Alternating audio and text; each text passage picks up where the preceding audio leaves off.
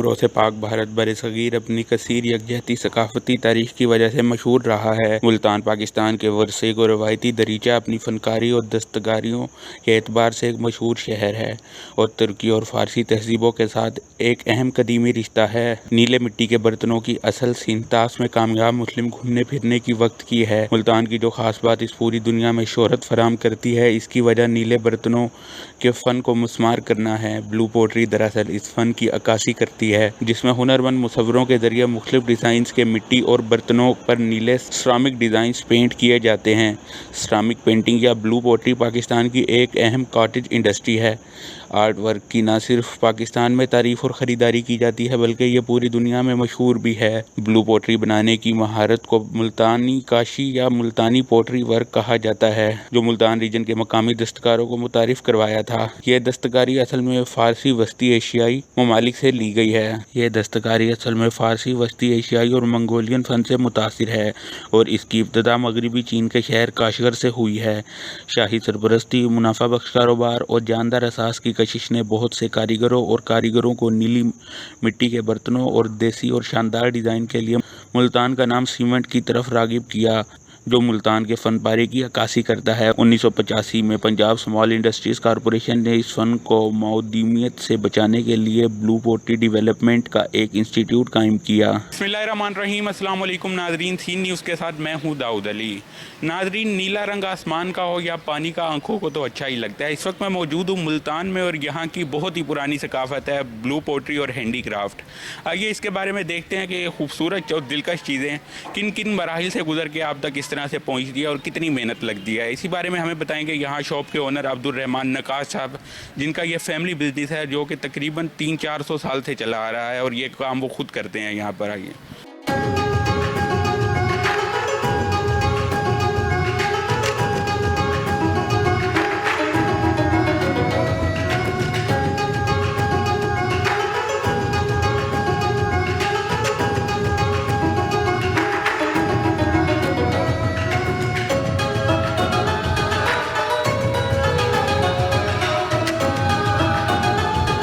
अस्सलाम वालेकुम सर, नाम बताइए। जी, मेरा नाम अब्दुर्रहमान नकाश है। ये जो ब्लू पोट्री और ये जो हैंडी क्राफ्ट है, इसकी हिस्ट्री के बारे में थोड़ा गाइड कीजिएगा। देखें जी, जो फ़न नक्काशी है या ब्लू पॉटरी है, ये मुल्तान का बहुत कदीमी फ़न है। सदियों से यहाँ होता आ रहा है और किसी वक्त में ये अपना बिल्डिंग पे बहुत ज़्यादा होता था, शाही किलों में, शाही इमारतों में, और उससे होता हुआ फिर ये ऊँट की खाल के ऊपर लैंप्स, वुडन फर्नीचर पे, और जो मुल्तानी टाइल्स हैं इसके ऊपर भी काफ़ी अरसे से हो रहा है। क्योंकि जब यहाँ सूफिया कराम आए तो इनके साथ पूरी एक टीम होती थी। जो लोग यहाँ मुसलमान होते थे या यहाँ के जो फ़नून थे या उनके साथ जो टीम थी, वो मिल के भी चीज़ें तख्लीक करते थे। तो ये फ़न इन सूफियों के साथ आज तक ज़िंदा है। अच्छा, मुझे ये बताएं कि आप ये काम कब से कर रहे हैं। मैं तो बचपन से, क्योंकि हमारा फैमिली वर्क है, वो यहाँ पे जो महाराजों की हवेलियाँ और ये चीज़ उस पर करते थे। उसके बाद फिर हमने शुरू किया इसके ऊपर ऊँट की खाल के लैम्प शेड्स और इनके ऊपर। तो ये आपका जो फैमिली वर्क है, ये कितने सालों से चलता आ रहा है, कब से। ये आप देखें ना, हमारे बुज़ुर्ग जो मुसलमान हुए हैं वो हुए हैं अपना तकरीबन हज़रत बहाउद्दीन ज़िक्रिया साहब के हाथों। आप देख लें उनको कितना अर्सा हो गया, तकरीबन 900 साल हो गए हैं। ये मैं आपका यहाँ एक सर्टिफिकेट भी देख रहा हूँ बहाउद्दीन ज़िक्रिया यूनिवर्सिटी का, तो यहाँ भी आप सर्व कर रहे हैं।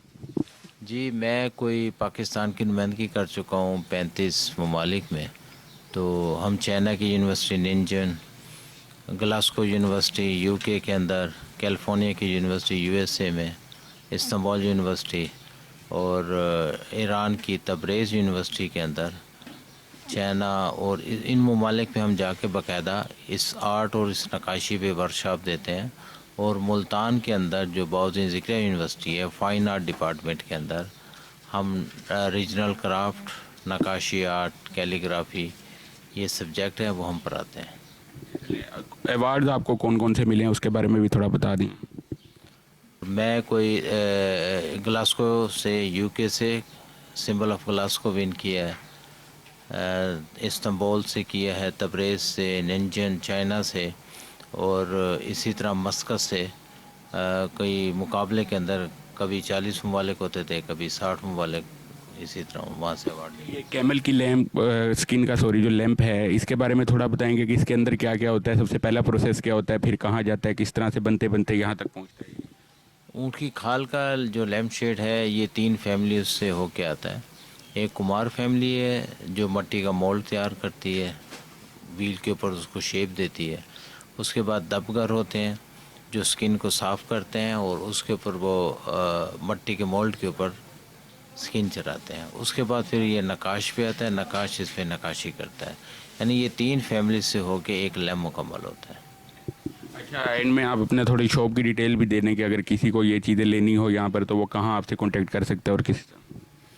ये बड़ा आसान है कि आप किला कोना कासिम बाग के ऊपर आएँ, स्टेडियम की ओल्ड शॉप है, उसके अंदर हम मुल्तान क्राफ्ट बाज़ार के अंदर बैठे हुए हैं और यहाँ पे तकरीबन कोई 15 से 18 क्राफ्ट हैं। जैसे आप देख सकते हैं हैंडमेड कारपेट है, ब्लॉक प्रिंटिंग है, और उसके बाद आप देखें हैंडमेड शूज़ हैं, कुरेशिया वर्क है, उकेट साजी है, Multani jewellery, camel skin, camel bone, blue pottery, glass cut work, red clay, इसी तरह जरदोज़ी। यहाँ पे माशाल्लाह 18 लोग बैठे हुए हैं। अस्सलाम वालेकुम भैया, नाम क्या है आपका? मकसूद अहमद। अच्छा, मुझे ये बताएं कि कितने टाइम से दुकान है आपकी यहाँ पर? तो ये 30-35 साल हो गए। कितनी पुरानी दुकान है? अच्छा, क्या क्या चीज़ें हैं आपके पास, थोड़ा विजिट कराएंगे हमें? पोट्री एक- है, एक- मुल्तानी पोट्री है, ये सारी इसमें डिफरेंट चीज़ है। वाजिब है, डेकोरेशन चलें है। एक एक करके बात करते हैं ना, ये क्या चीज़ है? ये वाज है, ठीक है, फ्लाज। मतलब ये सजाने के लिए ये सारी चीज़ें यहाँ पर। डेकोरेशन आइटम है। तो ये कितने का है? ये 300। अच्छा, ये बताएं जैसे महंगाई का दौर बढ़ गया है तो इन चीज़ों में अब जो प्रॉफिट है वो कम होना शुरू हो गया है या कितने पहले, मतलब क्या हिसाब था पहले जब महंगाई नहीं थी तो ये कितने का होता था और अब कितने? खरीदा था, अब 300 हो गया। अब ये 300 हो गया। इसके पीछे 350 कीमत लिखी हुई है, ये पेयर की 350, वन पीस वन पीस की 350 रुपये कीमत है। वो नमकदानी जी 300। ये भी वन पीस 300। तो रेट क्यों ज़्यादा हैं इनके बारे में थोड़ा बताएंगे? बहुत ज़्यादा है। रिटेल शॉपों पे तो रेट ज़्यादा है, यहाँ होल सेल है। अच्छा, सही। तो जैसे अब ये बड़े वाले जो गमले पड़े हैं इनके क्या रेट्स होंगे? ये वाजिब 550 रुपये से शुरू है। अस्सलाम वालेकुम, नाम क्या है आपका? वालेकुम सलाम, अनस। आप होते हैं यहाँ शॉप पर? जी मैं शॉप। अच्छा, तो ये चीज़ों के बारे में थोड़ा बताएंगे, हैंडीक्राफ्ट्स में क्या क्या अवेलेबल है आपके पास? ये सर डिफरेंट बर्तन है। ये हमारे उस्ताद हैं शफीक साहब, वो यहाँ बैठ के बनाते हैं। अब रिसेंटली उनकी बिज़ियों में अपॉइंटमेंट हुई है हुनर की बेस पे, तो वो यहाँ बैठ के डिफरेंट बर्तन हैं, गिलास हैं वगैरह, और बाउल्स वगैरह, घड़े वगैरह, डिफरेंट चीज़ें वो यहाँ बैठ के यहाँ भी मैन्युफैक्चर करते हैं और यूनिवर्सिटी में जाके बच्चों को भी सिखाते हैं। ये छोटे गुलदान होते हैं शोपीस के लिए। ठीक है। ठीक है, जैसे कि हम अपने कैबन्स वगैरह में रखते हैं। उसके अलावा ये बाउल होते हैं जिसमें पानी वगैरह भी हम पी सकते हैं। उसके अलावा ये गुल्लक वगैरह होते हैं, हम अपने मतलब सेविंग्स के लिए यूज़ करते हैं। ठीक है, ठीक है। तो बाकी भी शोपीस की बहुत सारी चीज़ें होती हैं, छोटी छोटी बड़ी बड़ी भी, एक्सप्रेसिव भी होती हैं, और बच्चों के खेलने के लिए सामान भी बनाते हैं, जैसे छोटे बर्तन हो गए बच्चों के खेलने के लिए। बिल्कुल। अच्छा, ये ब्लू पोट्री नज़र आ रही है, थोड़ा ये भी दिखा दें हमें इसके बारे में। जी, ये मुल्तान की सकाफ़त है ब्लू पोट्री। ये मोहम्मद वाजिद, उस्ताद मोहम्मद वाजिद और उनके बेटे बैद वाजिद, काशीगर शाहजेब वाजिद, ये ब्लू पोट्री का काम करते हैं। अच्छा, अच्छा। तो बड़ी महारत हासिल है उन्हें इस काम में। तो कितना मुश्किल काम है, थोड़ा अगर आपको बता सकें कि सबसे पहले इसके नीचे क्या काम है? सबसे पहले ये इसका स्ट्रक्चर बनता है मिट्टी से। मिट्टी से ये बनता वाइट क्ले पे काम हुआ है, रेड क्ले पे भी होता है, वाइट क्ले पे भी होता है। तो उसके बाद ये इसको जब इसका स्ट्रक्चर बन जाता है तो इस पे फिर कलर्स होते हैं, ठीक है। कच्चे कलर होते हैं। फिर उसको भट्ठी में पकाया जाता है 1200 सेल्सियस पे गैस के ऊपर पकाया जाता है। तो उसके बाद जाके ना ये फिनिश प्रोडक्ट्स निकलते हैं। जो फिर कच्चा रंग होता है वो पक्का बन जाता है और इसके ऊपर एक लेयर आ जाती है। अच्छा, तो इनके रेट्स के बारे में थोड़ा बताएंगे एक एक चीज़? डिफरेंट प्राइसेस होते हैं, मतलब कि अगर ये हम आपके यहाँ- ये है इसका 600 प्राइस है। ठीक है, यहाँ वैसे होलसेल प्राइस होते हैं बेसिकली। तो उसके अलावा तो यहाँ भी 3-4 चीज़ें अगर दिखाने को आगे। ये चाय के मग पड़े हुए हैं, ठीक है। ये चाय के पीने के लिए, और ये ओवन प्रूफ हैं, 1200 सेल्सियस पे पके हुए हैं। बिल्कुल। और इसके अलावा हमारे पास ये जार्स हैं चीनी वगैरह रखने के लिए, कैंडीज़ वगैरह रखने के लिए। थोड़ा ये छोटी चीज़ें पड़ी हैं इनके लिए भी दिखा दें। उसके अलावा जब नाइट जनरेशन इस काम में आई है तो उन्होंने डिफरेंट और नई चीज़ें भी निकाली हैं, जैसे ये की चेन्स हो गए, ठीक है। उसके बाद ये स्टेशनरी रिपोर्ट है हमारे पास, ये डिफरेंट चीज़ें, स्टेशनरी रिपोर्ट, ठीक है, स्टेशन रिपोर्ट है। ठीक है, पेन वगैरह रखने के लिए। और ये खुस्सा बना हुआ है, क्या नज़र आ रहा है, खुस्सा टाइप? जी, ये भी बस ऐसे शोपीस के लिए एशरे वगैरह इस तरह की एशरे के तौर पे यूज़ चीज़ें, डिफरेंट चीज़ें डिज़ाइंस में डिफरेंट वो मैनुफैक्चर करते रहते हैं। ये हाथ से बनी हुई है सारी चीज़ें? जी जी, सारा ये हैंडमेड काम होगा। तो ये मतलब सारे डेकोरेशन पीसीज हैं? जी, सिक्योरिटी के, उसके अलावा ज्वेलरी भी है। ये ज्वेलरी भी ऊँट की बोन से बनी हुई उसकी है? ऊँट की बोन से बनी हुई है। ये करीब से अगर कैमरामैन दिखा सके आपको, ये करीब से दिखाना, सारी चीज़ें बनी हुई हैं यहाँ पर। तो जी, जैसा कि आपने इनसे सुना कि ये खूबसूरत दिखने वाली चीज़ें जो कि महज एक छोटी छोटी चीज़ें ही नज़र आती हैं, लेकिन कितनी मेहनत लगती है और कितने मराइल से गुजर के इन चीज़ों को यहाँ तक पहुँचना पड़ता है। ये लोग जो इस वक्त काम कर रहे हैं, और काफ़ी जगह इंस्टीट्यूट्स में ये काम सिखाया भी जा रहा है। अब तो फ्लाईओवर, मेट्रो फ्लाईओवर्स के नीचे पिलर्स पर भी ब्लू पोट्री का काम शुरू कर दिया गया है। ये लोग जो ये काम कर रहे हैं और सिखा रहे हैं, अब तक मुल्तान की सकाफ़त को ज़िंदा रखे हुए हैं। तो जी, कैमरामैन वसीम के साथ दाऊद अली, सी न्यूज़ मुल्तान।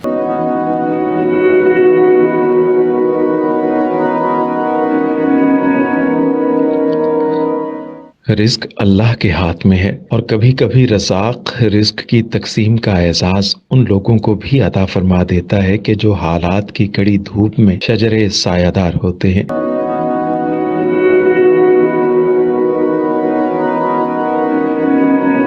मुल्तान में सुल्तान फाउंडेशन की जानिब से मुख्तलिफ मकामात पर सैकड़ों अफराद के लिए सुल्तान दस्तरखान सजाया जाता है।